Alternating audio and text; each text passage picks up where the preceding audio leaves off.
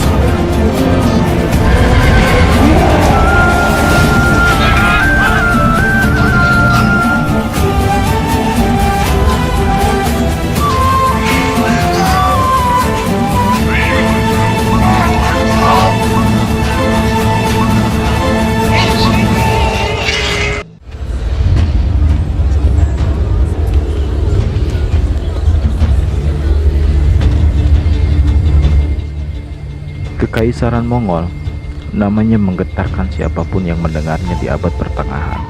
Mereka adalah kekaisaran terbesar kedua dalam sejarah dunia, menguasai sekitar 33 juta kilometer persegi pada puncak kejayaannya, dan menjadi yang paling kuat di antara semua kekaisaran abad pertengahan.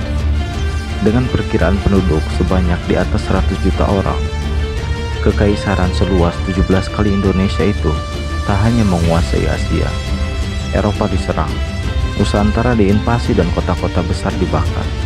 Di antara negeri-negeri seperti Rusia, Ukraina, Moldova, Belgia, Hungaria, dan sebagian Jerman pun terkena imbas invasi Mongol.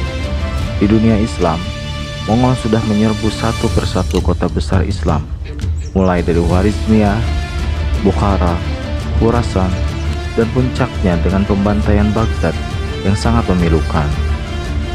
Saat itu pusat intelektual ada di negeri kaum muslimin, dan Mongol datang menghancurkannya, membakar buku-buku, dan membuang abunya di sungai Efrat dan Tigris. Pada 1260, Mongol menyerbu Aleppo dan membantai semua pria muslim dan Yahudi, sementara kebanyakan wanita dan anak-anak dikirim ke pasar. Aleppo pada saat itu hancur luluh lantah oleh serangan Mongol yang dipimpin oleh Hulagu Khan dan komandannya Kitbukhanoyen. Dengan hancurnya kota-kota besar muslim, Kesultanan Mamluk kini menjadi benteng terakhir dunia Islam. Ketika itu, dinasti Mamluk baru saja lahir. Mereka masih berbenah setelah proses transisi yang cukup melelahkan. Sultan Saifuddin Qutuz merupakan seorang bekas budak kaum Ayyubiyah yang berhasil berkarir di militer hingga mencapai puncak kekuasaan pada tahun 1259 Masehi.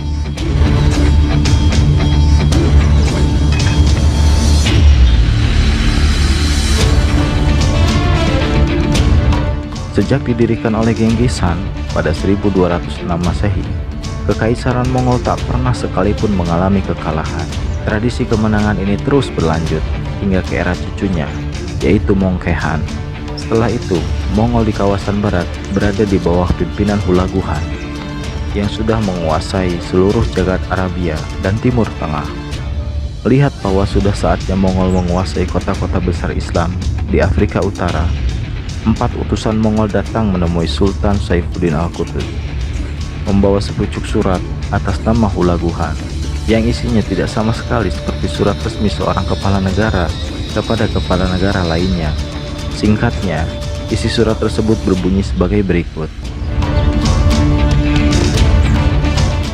Bila Anda menolak tunduk, Anda akan menderita malapetaka yang paling mengerikan. Kami akan menghancurkan masjid Anda dan mengungkapkan kelemahan Tuhan Anda.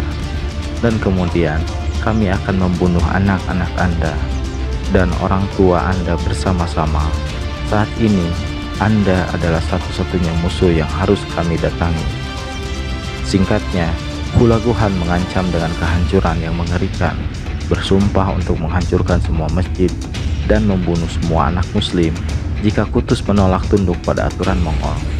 Utusan Mongol menyeringai dengan kepercayaan diri bahwa Qutuz akan takut dan tunduk, dan sebagian jenderal dari Mamluk pun menginginkan jalan aman untuk tunduk.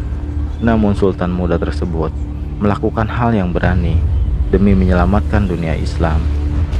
Dengan memenggal dua utusan Mongol yang sudah menganggap sepele dan menghina Tuhannya, kepala mereka dipajang di gerbang Zuwila di Kairo, Mesir.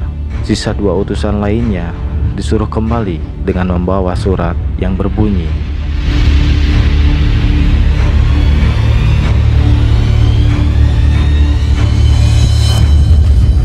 jika kami tak menuruti mau kalian, itulah bentuk taat kami kepada Allah. Jika kami memerangi kalian, maka itulah sebaik-baik harta termewah. Jika kami pada akhirnya terbunuh di medan juang, sungguh menjadi singkatlah jarak antara kami dengan jannah. Lalu dia berorasi membangkitkan semangat para jenderal dan rakyatnya. Mesir membutuhkan seorang pejuang sebagai rajanya. Jika tidak ada orang lain yang pergi, aku akan pergi melawan Tatar sendirian. Pembunuhan utusan dan penolakan tunduk membuat marah Hulaguhan. Persiapan untuk perang dalam skala penuh segera dimulai.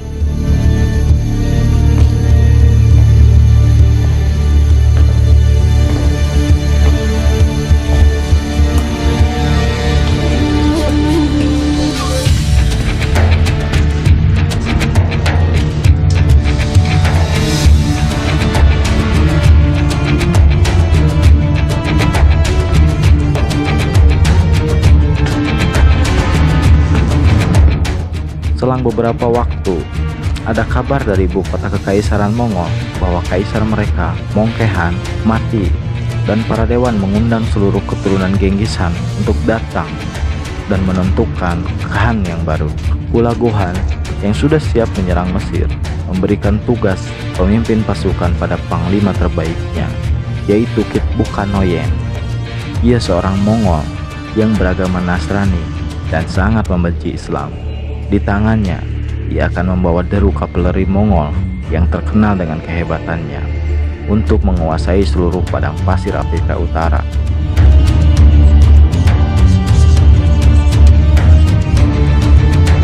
Mesir saat itu benar-benar panas. Semua orang sedang kalut mendengar ibu kota Baghdad hancur dan belum bisa sepenuhnya percaya bahwa saudara-saudara muslimnya dibantai. Sultan Mesir saat itu, Saifuddin Qutuz, merasakan rakyatnya dalam keadaan takut yang sangat. Ditambah lagi, pasukan Mongol sudah bersiap menyerbu Mesir. Semua orang tahu bahwa Mongol tidak pernah terkalahkan.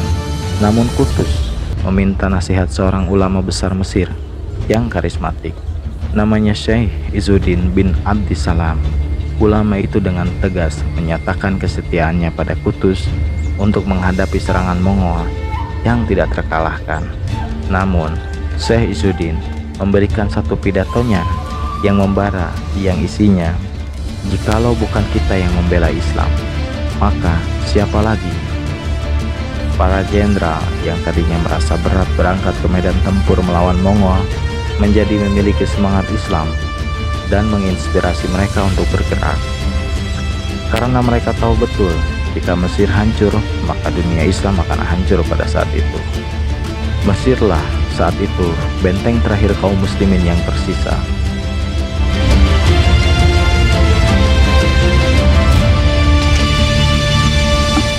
Berangkatlah 24.000 pasukan muslimin Mesir di bawah komando Qutuz dan panglima tertingginya Zahir Beibar.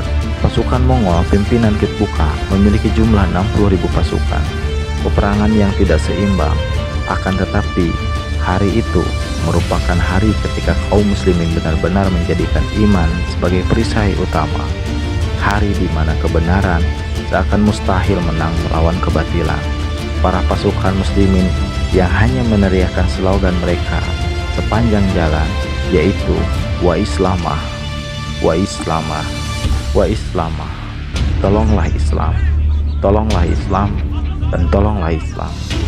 Pada 25 Ramadan 658 Hijriah bertepatan dengan 3 September tahun 1260 Masehi, bertemulah dua pasukan besar muslimin dan Mongol diiringi dengan genderang perang di lembah Ain Jalut, Palestina.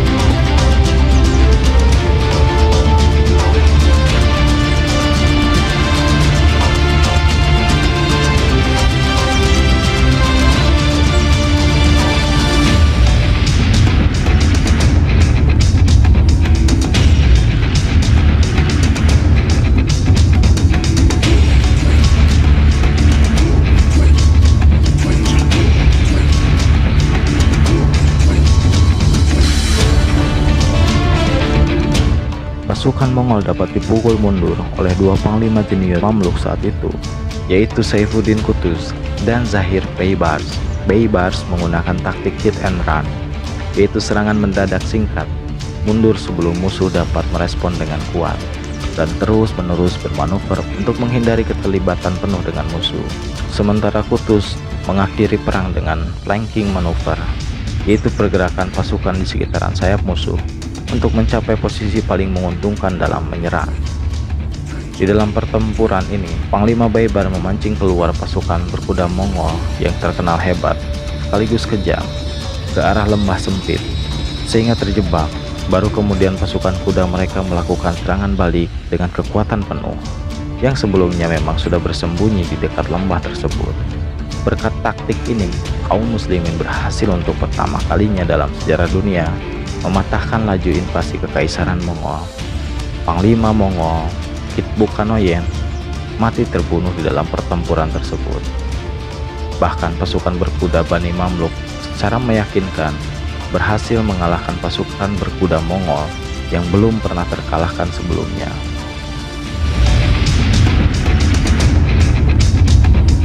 Salah satu hasil dari pertempuran legendaris Ain Jalut adalah bersatunya wilayah Syam dan Mesir dalam kepemimpinan Kesultanan Mamluk Mesir. Dengan bersatunya dua wilayah penting itu, Palestina secara alami kembali terjaga dan Zahir Baibal berhasil menaklukkan satu demi satu benteng yang tadinya dijajah oleh pasukan Salib yang ternyata juga bekerja sama dengan Kekaisaran Mongol.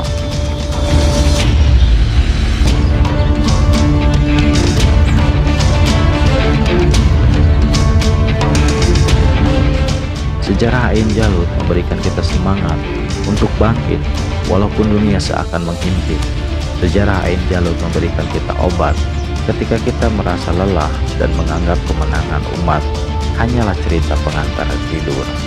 Nyatanya, Allah akan berikan kemenangan pada mereka yang yakin, berusaha total, dan sepenuhnya tawakal kepadanya.